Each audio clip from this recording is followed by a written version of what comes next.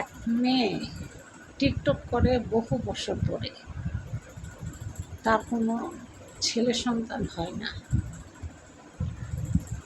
না হওয়ার কারণে সে বহু ডাক্তার দেখাইছে, কিন্তু সে পেশাগত হচ্ছে টিকটকার। তো সে কী করে, টিকটক করে মানুষের মন জয় করার জন্য সে উঁচু জায়গা থেকে ফাল দিয়ে উনি টিকটক বানায়, রশির উপরে ঝুল খেয়ে টিকটক বানায়। তো সে ছিল হচ্ছে আপনার 4 মাসের প্রেগনেন্ট, তার বাবু পেটে ছিল, সে ছিল মেয়ে। তো যখন সে রশির উপরে হাত দিয়ে ধরে ঝাঁকি খাচ্ছিল, ঠিক এমন সময় ওই রশি উপর থেকে ছিঁড়ে উনি নিচে পড়ে যায়।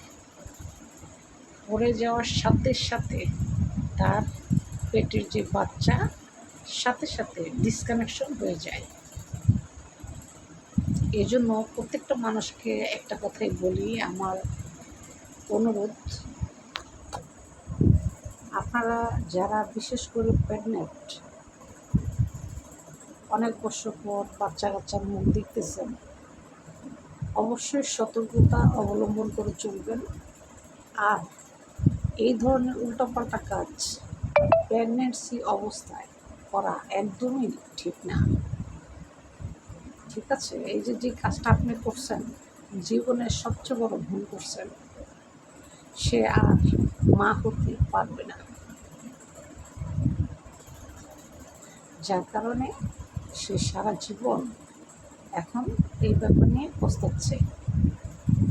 টিকটক করতো, ওই কাজও সে ছেড়ে দিছে, যে আজকে আমি টিকটক করার কারণে আমার পেটের সন্তানটা মরে গেছে, যতদিন আমি বেঁচে থাকবো আমি আর টিকটক করবো না। সে এখন টিকটক করে না।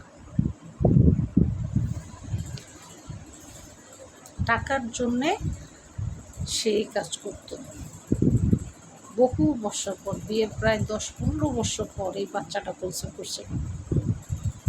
সেই বাচ্চাটাই নষ্ট হয়ে গেছে। এই জন্য কিছু কিছু ভুল এরকম হয় যে কখনোই নিজেকে আসলে ক্ষমা করা যায় না।